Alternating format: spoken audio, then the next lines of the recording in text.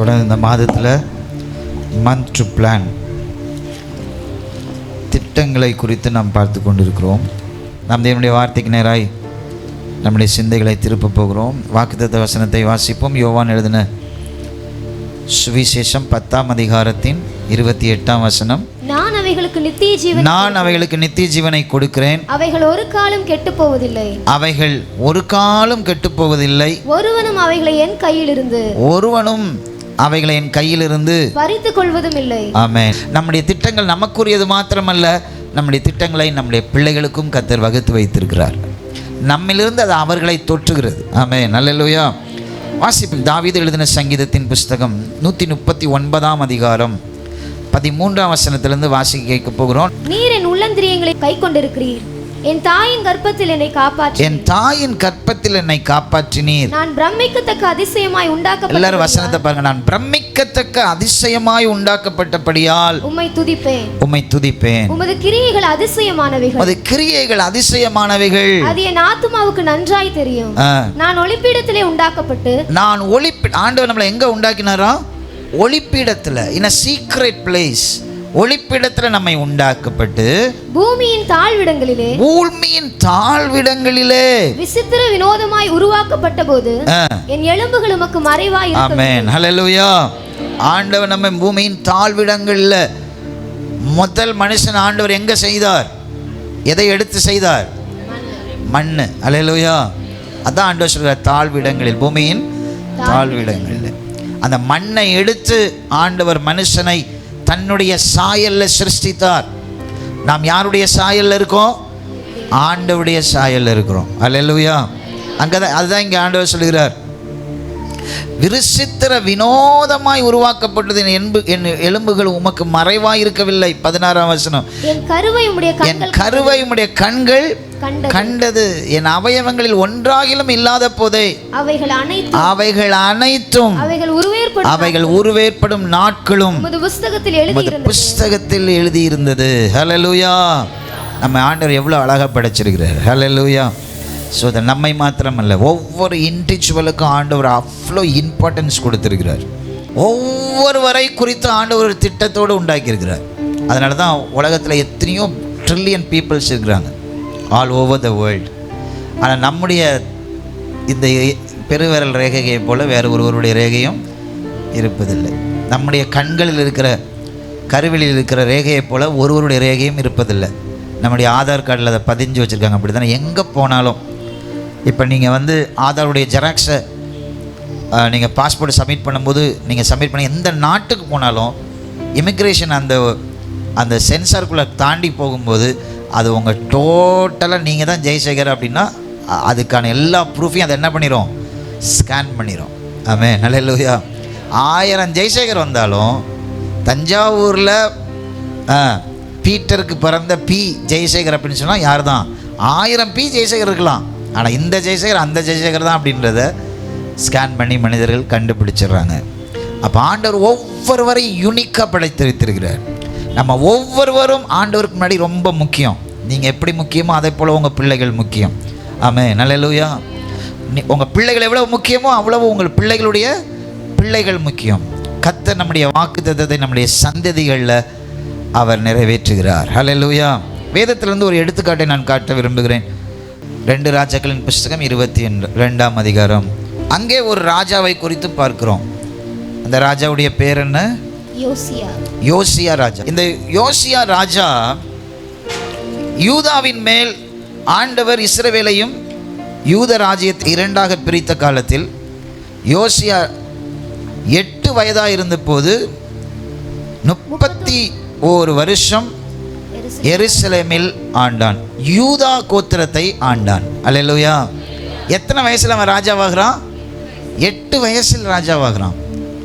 நம்முடைய வாழ்க்கை ரொம்ப முக்கியம். சின்ன பிள்ளைங்கள்லாம் நினைக்கணும், சின்ன வயசுல நம்ம சில பிள்ளைகளெல்லாம் பார்க்கும்போது, சில பிள்ளைகளெல்லாம் பார்க்கும்போது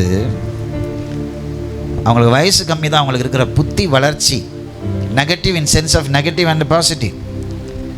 நல்ல காரியமாக இருந்தாலும் கெட்ட காரியமாக இருந்தாலும் அவங்களுடைய வளர்ச்சியை பார்க்கும்போது ஆச்சரியமாக இருக்குது. ஆமென். ஹல்லேலூயா. அவ்வளவு பிள்ளைகள் ஞானமாய் செயல்படுகிறார்கள். அவங்க நல்ல காரியம் நிறைய புரிஞ்சுக்கிறாங்களோ இல்லையோ, அவங்களுக்கு தேவையில்லாத அநேக கெட்ட காரியங்களை புரிந்து கொள்கிறார்கள். ஒரு தகப்பன் ஒரு தாயினிடத்திலிருந்து அவர்களுக்கு நல்ல காரியங்கள் டிரான்ஸ்ஃபர் ஆகுதோ இல்லையோ, அந்த தாய்க்குள்ள அந்த தகப்பனுக்குள்ள இருக்கிற தேவையில்லாத மைனஸ் அவர்களை அறியாமலே அவர்களுக்குள்ள டிரான்ஸ்ஃபர் ஆகுது. இந்த யோசியா 8வது வயசில் யூதாவை ஆளுகிற ராஜாவானானா. ரொம்ப ஆச்சரியமா இருந்துச்சு எனக்கு. இந்த ஏஜ் ஆஃப் 8 அவன் ஆள ஆரம்பிச்சது மாத்திரமல்ல, 2வது வசனத்தை பாருங்க. அவன் கர்த்தரின் பார்வைக்கு செம்மையானதை செய்து தன் தகப்பனாகிய தாவீதின் வழிகளில் எல்லாம் வலதுபுறம் இடதுபுறம் விலகாமல் நடந்தான். ஆமென், அல்லேலூயா, ஸ்தோத்திரம். இந்த யோசியாவுடைய அப்பா மனாசே, இதுக்கு முன்னுள்ள அதிகாரங்களில் நம்ம பார்க்குறோம், அவன் நல்லவன் இல்லை. அவனுடைய வாழ்க்கை கர்த்தருக்கு முன்பாக எப்படி இருந்துச்சு? அருவருப்பாக இருந்துச்சு. திருப்பிக் கொள்ளுங்க. 21ஆம் வசனம். மனாசே ராஜாவாகிறது போது 12 வயதாக இருந்து, இவங்க அப்பா எத்தனை வயசுல அரசனாக? 12 வயசாக இருந்து 55 வருஷம் எருசலேமை அரசாண்டான். அவன் தாயின் பேர் எப்சிபால். கர்த்தர் இஸ்ரவேல் புத்தருக்கு முன்பாக துரத்தின ஜாதிகளுடைய அருவருப்புகளின்படியே அவன் கர்த்தரின் பார்வைக்கு பொல்லாப்பானதை செய்தான். தன் தகப்பனாகிய எசேக்கியா இடித்து போட்ட மேடைகளை திரும்பவும் கட்டி பாகாலுக்கு பலிபீடங்களை எடுப்பித்து இஸ்ரவேலின் ராஜாவாகிய ஆகாப் செய்தது போல விக்கிரக தோப்பை உண்டாக்கி வானத்தின் சேனைகள் எல்லாம் பணிந்து கொண்டு அவைகளை சேவித்தான். ஆமென், அல்லேலூயா. இந்த மனாசே ரொம்ப மோசமான ராஜா. இந்த மனாசே யாரு? யோசியாவுடைய தகப்பன். யோசியா எப்படிப்பட்ட ராஜா? ஆண்டவர் மனாசேயுடைய மகன் என்று சொல்லல, தாவீதின் குமாரன்னு சொல்றாரு. ஆமென், அல்லேலூயா. ஏன்னா தாவீது கர்த்தருடைய பார்வைக்கு அவன் எப்படி இருந்தான்? சரியானவனா இருந்தான். அதனால God didn't refer his father, but God referred his forefather. அவனுடைய தகப்பன் தாவீதை அவனுக்கு சொல்றான். மனாசே அவ்வளவு மோசமானவனா இருந்தான். மனாசே என்ன செய்தான்? எல்லா இடங்களிலும் விக்கிரக தோப்புகளை கொண்டு வந்து வைத்தான். தேவாலயத்தில் விக்கிரக தோப்புகளை கொண்டு வந்து வைத்தான். விக்கிரகங்களை கொண்டு வந்து தேவாலயத்துக்குள்ளே அவன் என்ன பண்ணான்? வைத்தான். யூதாவுக்கு ராஜா தான், தேவனால் தேர்ந்தெடுக்கப்பட்டவன் தான், பரிசுத்த சந்ததியை சேர்ந்தவன் தான், தாவீதுடைய சந்ததியை சேர்ந்தவன் தான் மனாசே. ஆனால் தேவனுக்கு எதிரான காரியத்தை செய்தான். அருமையான பிள்ளைகளே, வாலிபர்களே, உங்கள் தகப்பனும் தாயும் மோசமானவர்களாக இருக்கலாம். அவர்கள் வாயை திறந்தா மோசமாக பேசுகிறவர்களாக இருக்கலாம். அசுத்தமான காரியங்களை நடப்பிக்கிறவர்களாக இருக்கலாம். ஆனால் யோசியா தன் தகப்பன் செய்த பாவத்தில் நடக்கவில்லை. தகப்பன் உண்டாக்கின விக்கிரக தோப்புகளை எல்லாம் அவன் உடைத்தான். வேதத்திலே ஒரு நல்ல அரசனில் ஒருவனை பார்க்கணும்னு சொன்னால் அவன் யோசியா. யோசியாவுடைய காலத்தில் வேத புத்தகம் தேடி எடுக்கப்பட்டது. அது இஸ்ரவேல் ஜனங்களுக்கு முன்பாக வாசிக்கப்பட்டது. தோரா, வேதத்தினுடைய முதல் 5 புஸ்தகங்கள் வாசிக்கப்பட்டது. ஜனங்கள் ரெட்டுடுத்தி சாம்பலில் உட்கார்ந்து அழுகிறார்கள். அதற்கு காரணம் யோசியா. யோசியாவுமே அப்படிதான். அப்படிப்பட்ட ஒரு நல்ல ராஜா, அவனுடைய தகப்பன், அவனுடைய பேக்ரவுண்டு நல்லதில்லை. ஆமென், அல்லேலூயா. ஆண்டவர் உங்களை பார்த்து சொல்றாரு, உங்க பெற்றோர் உங்களுக்கு சாட்சியானவளா இல்லை அப்படின்னு சொன்னா, ஆண்டவர் இன்னாருடைய மகன் உங்களை சொல்றதுக்கு பதிலாக என்னுடைய மகன் என்று ஆண்டவர் உங்களை சொல்லுகிறார். அல்லேலூயா. யோசியாவுடைய தகப்பனாகிய மனாசே நல்லவன் அல்ல, அவன் மோசமானவன், தேவனுக்கு விரோதமானவன். அருமையான பிள்ளைகளே, வாலிபர்களே, பிள்ளைகள் என்று ஸ்தானத்தில் இருக்கிறவர்களே, உங்களுக்கு ஒன்று நான் சொல்கிறேன், don't blame your parents for your defaults.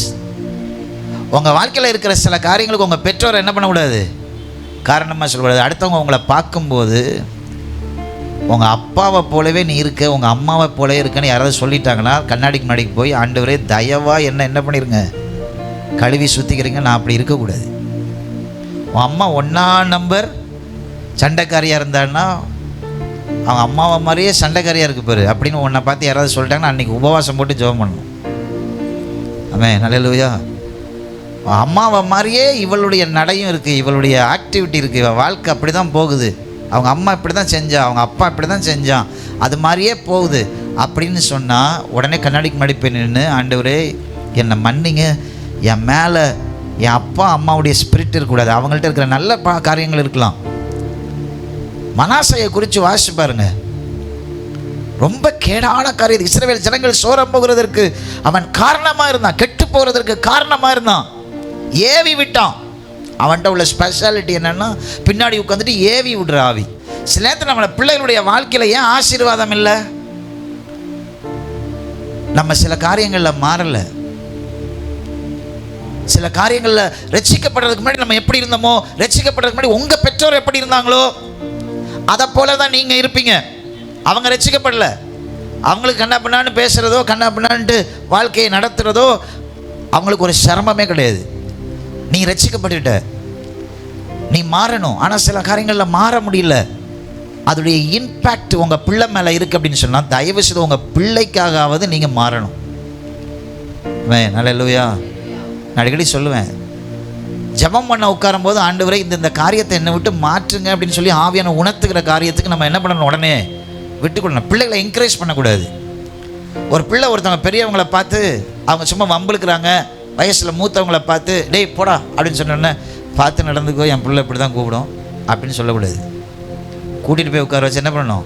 ஒன்று சொல்லி கொடுக்கணும், இல்லை பெரம்பு எடுத்து 2 கொடுக்கணும்.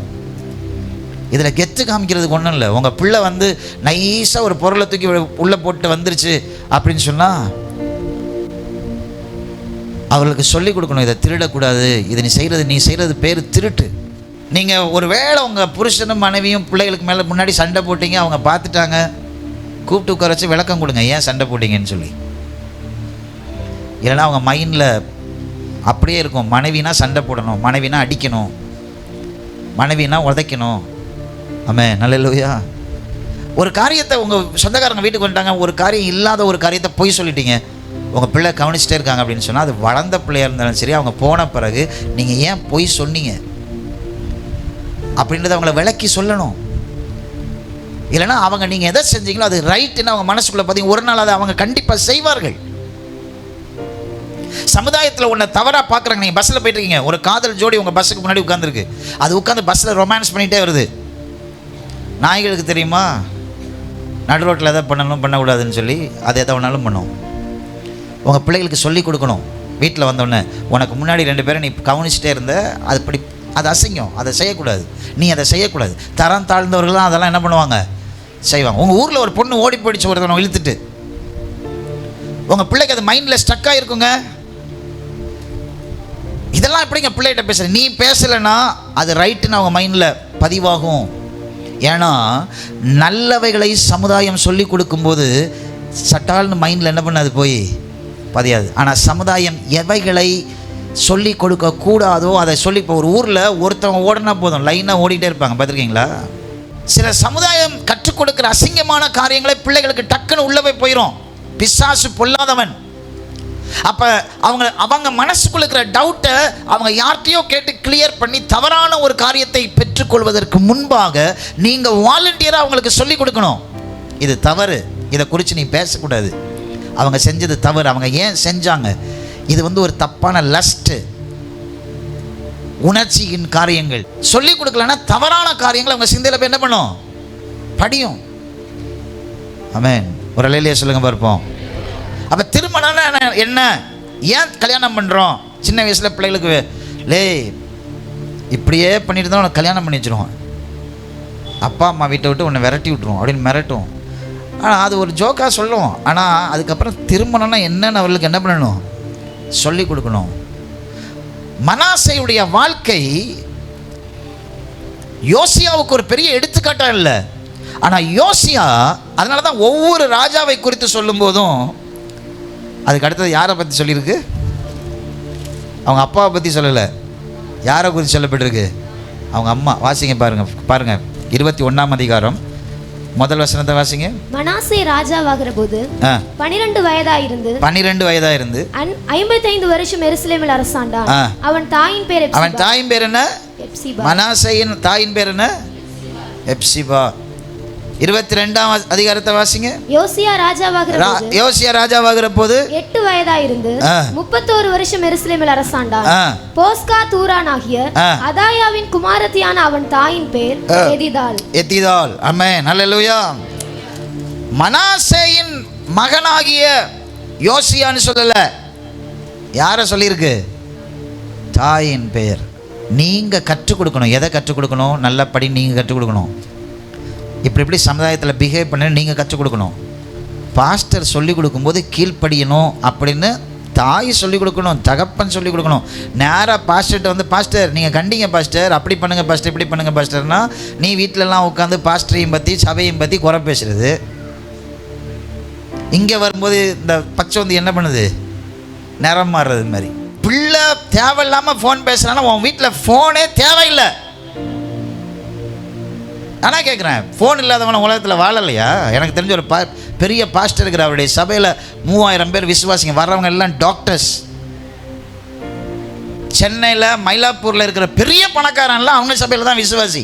இன்றைக்கி அவர்கிட்ட பேசணும்னா லேண்ட்லைனில் தான் பேச முடியும். அவருக்கு மொபைல் கிடையாது. பாதி நாள் அமெரிக்கா லண்டன்னு சுற்றுறவர். அவ்வளோ பிஸியஸ்ட் பர்சன். அவ்வளோ சபையை நிர்வகிக்கிற ஒரு பாஸ்டருக்கு மொபைல் இல்லாமல் பேச முடியும்னா, ஒரு யோசியா உருவாக்குறதற்கு அவனுடைய தாய் கூட இருக்கணும்ல.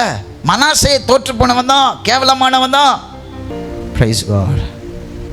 மனாசேயுடைய மனைவியாய் நீ இருக்கிற வரை யோசியாவை உருவாக்க முடியாது உன்னால் சமுதாயத்தில். தாய் ஏன் தெரியுமா சமைச்சு கொடுக்கணும் பிள்ளைகளுக்கு? அந்த சமையலில் மோசையை ஆண்டவர் தண்ணியிலேருந்து எடுக்க சொல்கிறாரு. தண்ணியிலேருந்து எடுத்து அவங்க அக்கா மிரியம் கேட்குறா. மிரியம் தான் கொண்டு போய் விட்டா. இதுக்கு மேலே அந்த பிள்ளையை எங்கே வைக்க முடியாது, கூடக்குள்ளே வைக்க முடியாது. அழுகுறா, கொலை பண்ணிடுவாங்க, கொல்லணும். ஆண் பிள்ளைகள் எல்லாம் கொல்லணும். இப்போ அவன் சொல்கிறா, மிரியம் சொல்லுகிறா, அம்மா நான் கொண்டு போய் இதை அப்படியே விடுறேன், நைல் நதியில் விட்டுறேன், ஒரு கூடை செஞ்சு அதில் கீழ் பூசி கொண்டு போய் விடுறேன்.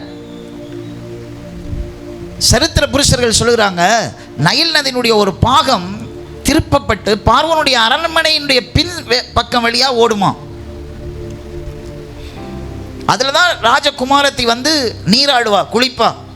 இப்போ அந்த நைல் நதியில் விடப்பட்டதான் அந்த மோசே. மோசே அப்படின்னா தண்ணீர்லேருந்து எடுக்கப்பட்டவன்னு பேர். மோசேன்னு பேர் வச்சதே பார்வோனுடைய குமாரத்தி தான். அதை கூடையிலேருந்து தூக்குறா, எடுக்கிறா. உடனே அங்கே போகிறா, அங்கே வேலை பார்த்துக்கிட்டு இருக்க மிரியம் போகிறா. அம்மா, இந்த பிள்ளைக்கு பால் ஊட்டுறதுக்கு ஒரு அம்மாவை கூட்டிகிட்டு வருவா. இதெல்லாம் ஆண்டவர் செய்கிறார். மோசையுடைய உண்மையான தாயை போய் அவள் கூட்டிகிட்டு வரா. இந்த பார்வனுடைய குமாரத்தை அந்த குழந்தைய கையில் கொடுத்து சொல்கிறா, நீ உன் வீட்டில் கொண்டு போய் பால் மறக்கிற வரைக்கும் வளரு. ஏன் ஆண்டவர் அப்படி ஒரு சூழ்நிலையை உண்டாக்குனார் உங்களுக்கு தெரியுமா? அவன் பாலை மாத்திரம் அவனுக்கு ஊட்டுகிறதற்காக அல்ல, அவன் ஒரு எபிரேயன் என்பதை போதிக்கிறதற்காக. அல்லேலூயா. அதனால தான் அவன் வளர்ந்து வரும்போது எல்லாமே இருந்துச்சு. ராஜாவுடைய பேரன் எல்லாத்தையும் அவன் படிச்சுட்டான். he learned everything in Egypt. அப்போ தான் எகிப்தில் தான் அப்போ இருந்த எல்லா ஹையர் ஸ்டடீஸ் எல்லாம் எகிப்தில் தான் இருந்துச்சு. இந்த பூமியிலே அங்கே தான் இருந்துச்சு. எகிப்திய நாகரிகத்தில் தான் அவங்க பழகிட்டாங்க எல்லாமே. ஓப்பன் ஹார்ட் சர்ஜரியெல்லாம் அப்போயே பண்ணாங்க.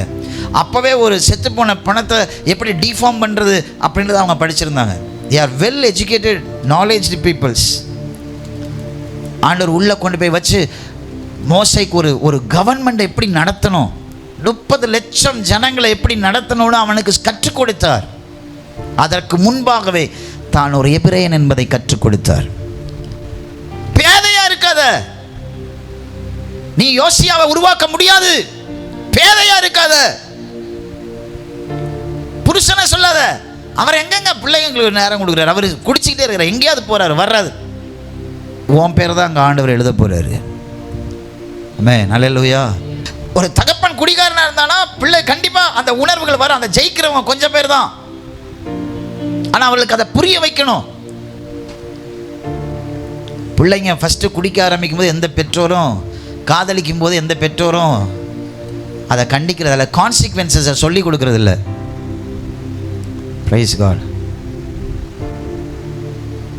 ஒரு விசுவாசியுடைய பிள்ளை வீட்டுக்குள்ள அவ என்ன பண்றா அப்படின்றது அந்த தாய்க்கு தெரியும். அவ எப்படிப்பட்ட மூர்க்கமானவன்றது எப்போ தெரியும்னா, அவ சபைக்குள்ள வரும்போது என்ன செய்கிறா, சமுதாயத்தில் அவ என்ன செய்ய வர்றா, ஒரு காரியத்தை எவ்வளோ துணிகரமாக ஒரு ரட்சிக்கப்பட்ட பிள்ளை ஒரு சமுதாயத்துக்குள்ளே வரும்போது அவள் ஒரு காரியத்தை எவ்வளோ துணிகரமாக செய்கிறா, அதை வச்சு தான் அவள் வீட்டுக்குள்ளே எவ்வளவாய் வளர்க்கப்படுறா அப்படின்றத நம்ம மெஷர் பண்ண முடியும். ஹல்லேலூயா. யோசியா அவன் தாயால் சீர் செய்யப்பட்டிருந்தான்.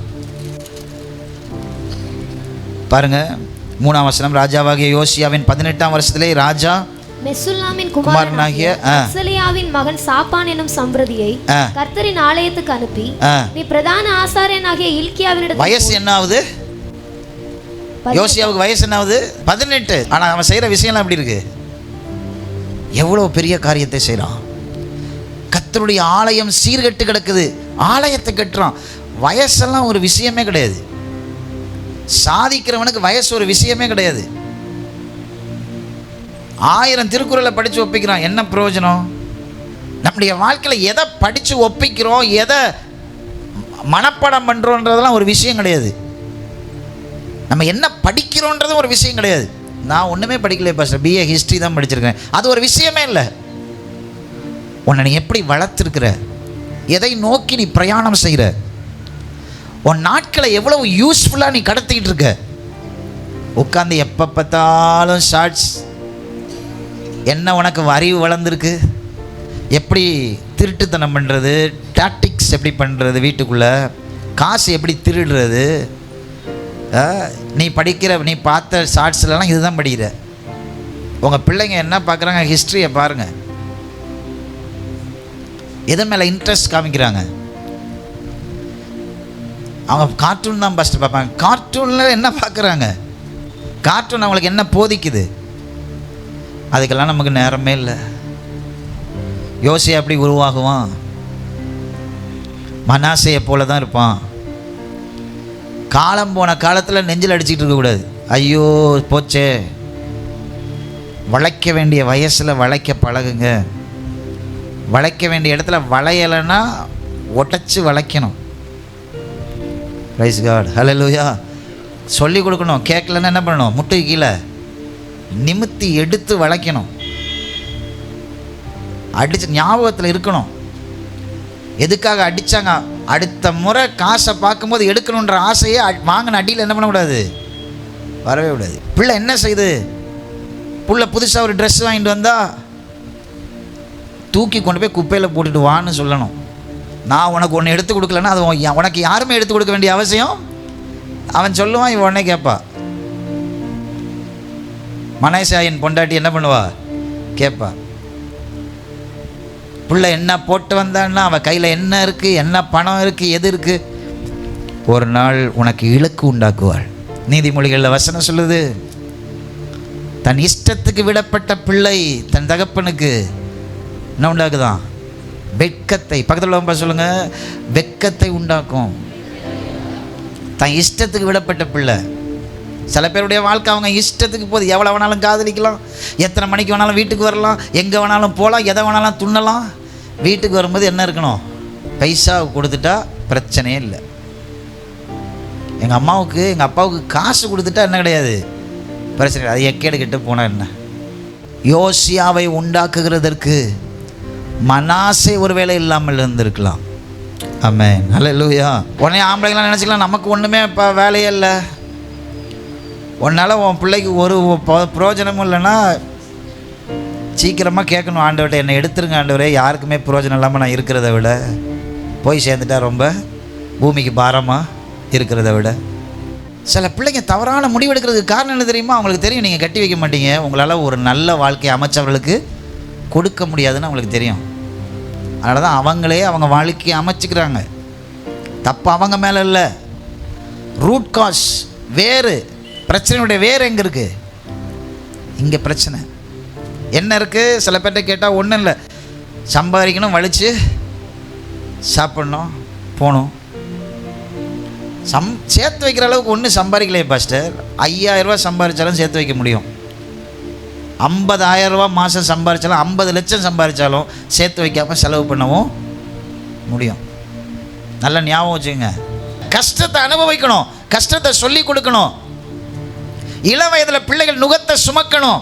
பைபிள் தான் சொல்லுது, இளம் வயதில் நுகத்தை சுமக்கணும். அப்போ தான் முதிர் வயதில் எப்படி இருக்க முடியுமா? புஷ்டியும் கொழுமையுமா இருக்கணும். அவுத்து விடப்பட்ட பிள்ளை, இஷ்டத்துக்கு போகிற பிள்ளை ஒரு நாள் எங்கேயாவது பிடிப்படும். எங்கேயாவது, அதுதான் எதை விதைக்கிறோமோ அதுதானே வரும். இந்த மனாசே மோசமானவன யோசியாவோ இஸ்ரவேலை தூக்கி கட்டினான். 23ஆம் அதிகாரம் வரைக்கும் யோசியாவுடைய வாழ்க்கை தான் இங்கே எழுதப்பட்டிருக்கிறது. 8 வயசில் அவன் ராஜாவானா. அவனை குறித்து வேதம் என்ன சொல்லுது? 25ஆம் வசனம் பாருங்கள். 23ஆம் அதிகாரம் 2 ராஜாக்களின் புத்தகம் 23ஆம் அதிகாரத்தின் 25ஆம் வசனம். கர்த்தரிடத்துக்கு தன் முழு இருதயத்தோடும், கர்த்தரிடத்துக்கு தன் முழு இருதயத்தோடும், தன் முழு ஆத்துமாவோடும், தன் முழு பலத்தோடும் மோசேயின் நியாயப்பிரமாணத்திற்கு ஏற்றபடியெல்லாம் செய்ய மனதை சாய்த்தான். அவனைப் போலொத்த ராஜா. எவ்வளவு அழகான வார்த்தை அவனை பத்தி. அவனைப் போல எந்த ராஜா அவனுக்கு முன் இருந்ததும் இல்லை, அவனுக்கு பின் எழும்பினதும் இல்லை. 26ஆம் வசனம். ஆகிலும் அவனுக்கு முன்னாடி அப்படி ஒரு ராஜா இல்லை, அவனுக்கு பின்னாடி அப்படி ஒரு ராஜா இல்லை. மோசேயின் நியாயப்பிரமாணத்தை அப்படியே செய்தான். ஆகிலும் மனாசே கர்த்தருக்கு கோபம் உண்டாக்கின சகல காரியங்களின் நிமித்தமும் அவர் யூதாவின் மேல் கொண்ட தம்முடைய மகா கோபத்தின் உக்கிரகத்தை விட்டு திரும்பாமல். மனாசையை போல யோசியா இல்லை, ஆனாலும் யோசியாவுக்குள்ள மனாசையின் காரியங்கள் உள்ள வந்துச்சு. ஏன் தெரியுமா? தேவாலயத்தை இழுத்து கட்டினான். நியாயப்பிரமாண புஸ்தகத்தை எடுத்து எல்லாருக்கும் முன்னாடி வாசித்தான். ஜபக்கூட்டம்லாம் நடத்தினான். டெய்லி ஜபக்கூட்டம், ஊழியம் எல்லாம் நல்லா இருந்துச்சு. ஆனால் என்ன இல்லை, தேவனோடு இவனுக்கு தனிப்பட்ட உறவு இல்லாமல் போச்சு. ஆமென், ஹல்லேலூயா. இன்னைக்கு அநேக வாலிபர்கள் ஏன் ஆண்டவர் பக்கம் திருப்பப்படுறதில்ல? சர்ச்சுக்கு வர்றாங்க. நல்லா தெரிஞ்சுக்கிடுங்க, கிறிஸ்தவ வாழ்க்கை is not a ritual to follow and religion. ஒரு மதத்தை நாம் பின்பற்றவில்லை, மார்க்கத்துக்கு நேராக நடக்கிறோம். அந்த மார்க்கம் என்ன சொல்லுது? கிறிஸ்துவுடைய சிலுவை அங்கே இருக்குது, நான் நடக்க நடக்க அவரை போல நான் மாறுகிறேன். Hallelujah. That is very important. இது ஒரு மதம் இல்லை. நமக்கு இந்த சமுதாயத்தில் பிசாசு ஒரு பேர் குத்தி வச்சிருக்காங்க. என்ன தெரியுமா? மதம் மாத்திரம். அங்கே போனால் அப்படியே கூட்டிகிட்டு போயிடுவாங்க. ஒரு தனிப்பட்ட உறவு தேவனோடு உண்டாயிருக்கிறதா? உங்கள் பிள்ளைங்க தனிப்பட்ட முறையில் தேவனோடு உறவு வைத்து கொள்கிறத நீங்கள் கவனிக்கிறீங்களா? தனிப்பட்ட உறவு வச்சுக்கிறதுனா போய் வீட்டில் போனோன்னா ஒரு வசனத்தை வந்து படித்து வாரியர்ஸ் குரூப்பில் அப்லோட் பண்ணுறது மாத்திரம் இல்லை, ஆண்டுக்குள்ளே வளர்றது. ஒரு தகப்பன் தூங்குறவராக இருந்தாருன்னா பிள்ளை என்னவா இருக்குது? சர்ச்சுக்குள்ளே தூங்குறவராக இருக்குது. ஒரு தகப்பன் சேட்டைக்காரரு, கேள்வி கேட்குறவர், எதையாவது பண்ணுறவர்னா பிள்ளையும் அப்படி தான் இருக்குது. ஏன்? நூலை போல தான் அப்படி இருக்குமா? சேலை இருக்கும். எந்த தகப்பன் தாய் தன்னுடைய பிள்ளைய ஆண்டவரோடு நெருங்க விடுறீங்க பாருங்க. சாமுவேல் அவன் தாய் மலடின்ற பேரு. ரொம்ப நாளுக்கு அப்புறம் சாமுவேல் பிறக்கிறான். பால் மறந்த உடனே யூதர்கள் 4 வயசு வரைக்கும் குழந்தைக்கு பால் கொடுப்பாங்களாம். பால் மறந்த உடனே கொண்டு போய் விட்டாலாம். 4 வயசில் அவனை கொண்டு எங்கே விடுறா? தேவாலயத்துக்குள்ள. அவனுக்கு என்னன்னே தெரியாது. மனாசையுடைய அம்மா எப்படியாவது பொண்டாட்டி எப்படியாவது இருந்துட்டு போகிறா, அது நமக்கு பிரச்சனை இல்லை. யோவாஸ் தேவனோடு ஒரு தனிப்பட்ட உறவு வைக்க வேண்டும். அருமையான பெற்றோரே, உங்கள் பிள்ளைகள் தேவனோடு எப்படி உறவில் இருக்கிறாங்கன்னு பாருங்கள். அப்போ நீங்கள் தைரியமாக அவங்கள வெளியில் விடலாம், தைரியமாக விடலாம். என் பிள்ளை மேலே நான் நம்பிக்கை வச்சுருக்கேன் பாஸ்டர், அதனால் விடுறேன். எங்களுக்கு தெரியாதா? இங்கே இருக்கிற எத்தனை பேர் பரிசுத்தவான்கள்னு எனக்கு தெரியும். எத்தனை பேர் எப்படி எந்த ரேஞ்சுக்கு பரிசுத்தவான்கள் எனக்கு தெரியும். அவங்க பேரண்ட்ஸ் அவங்கள நம்புகிறாங்க தான், இல்லைன்னு சொல்லலை. நம்பட்டும், நம்பணும். நம்பிக்கை தான் வாழ்க்கை. எல்லா வாலிபர்களும் அவங்க வாழ்க்கையில் ஏதோ ஒரு இடத்துல ஒரு சறுக்கல் வரும். எங்கேயோ ஒரு இடத்துல அவங்க மாட்டி தான் வெளியே வருவாங்க. அதில் எந்த மாற்றமும் இல்லை. எல்லோரும் வந்து பயங்கர 100% பரிசுத்தமாலாம் இருக்க மாட்டாங்க. சில விழுகைகள் வரும், சில காரியங்கள் அவங்க வாழ்க்கையில் நடக்கும். இதில் எல்லாம் மீறி வந்து எங்கள் ஊரில் ஒரு காரியம் நடக்கும் பாருங்கள். நார்வேல் சைடில் எல்லா பொம்பளை பிள்ளைகளும் லவ் பண்ணும் அது வயசில். நம்ம ஊரில் நடக்கிற மாதிரியே லவ் பண்ணுவோம், அங்கங்கே போவோம், சுற்றுவோம். ஆனால் கல்யாணம் வரும்போது ஒன்று கூட காதலிச்சதை எங்கள் ஊர் ஆட்கள் இங்கே இருக்கிறாங்க, கேட்டு பாருங்கள். காதலிச்சதை கல்யாணம் பண்ணாது. ஏன் தெரியுமா? அவங்க அப்பா ஃபஸ்ட்டு செக் வைப்பார். நான் உனக்கு கட்டி வைக்கிறேன், ஆனால் 5 பைசா என் சொத்தை உனக்கு என்ன பண்ண மாட்டேன், அதோட கிளம்பிடுவா, மூட்டையை கட்டிட்டு அவனுக்கு பைக் காமிச்சிருவா. பேசுகார்.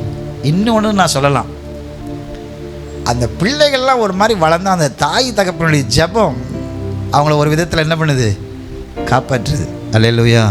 அவங்க என்னதான் சர்ச்சுக்கு வந்தாலும், என்னதான் அவங்க ஸ்பிரிச்சுவல் ஆக்டிவிட்டியில் இருந்தாலும், சர்ச்சில் டெக்கரேஷன் பண்ணாலும், கக்கூசை கழுவி விட்டாலும், படியை கழுவினாலும், அந்த இதை ஆப்ரேட் பண்ணாலும், கீபோர்டை போட்டாலும், இதெல்லாம் ஓகே. யோவாஸ் செய்யாததையா நம்ம பிள்ளைங்க செஞ்சிட போகிறாங்க?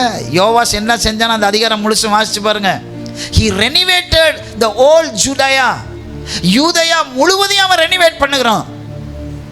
ஆனா எங்கேயோ ஒரு சின்ன காரியத்தை தகப்பனுக்குள் இருந்ததை அவனால் எடுக்க முடியாததுக்கு காரணம், he don't have a personal encounter with God. தேவனோடு அவனுக்கு தனிப்பட்ட தொடர்பு இல்லாமல் போயிடுச்சு.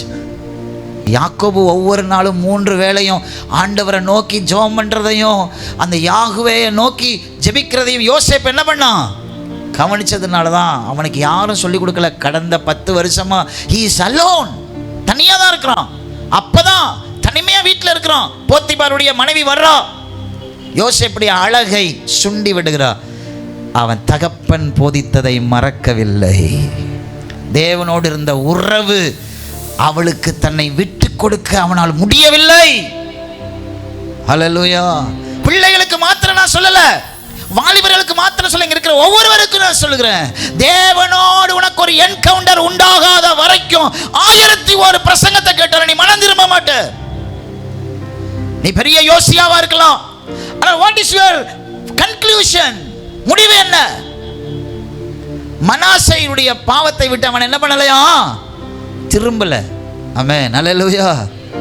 யோசியா என்ன அவனான்னு வாசிச்சு பாருங்க. கர்த்தர் அவனை அடித்து போட்டார், மரித்து போனான். எகிப்தின் ராஜா அவனை கொன்று போட்டான். ஆமென். அல்லேலூயா. சாப்டர் முடிஞ்சிருச்சு. ஒரு காரியத்தின் துவக்கத்தை பார்க்கலாம், இந்த காரியத்தின் முடிவு நல்லது. ஏன்னா உங்கள் ஆசீர்வாதத்தை சுமக்க போகிறது உங்கள் பிள்ளைங்க. உங்களுக்கு என்னெல்லாம் ஆண்டவர் வாக்குத்தத்தம் கொடுத்துருக்கிறாரோ எல்லாம் கரெக்டு தான். ஊழியம் செய்கிறதெல்லாம் கரெக்டு தான், எல்லாம் கரெக்டு தான். ஆனால் கழுவணும், சரி பார்க்கணும், சீல் பிதுக்கணும். அப்போ தான் யோசியாவுடைய மரணம் தாவீதுடைய மரணத்தை போல் இருக்கும். ஆமென். அல்லேலூயா.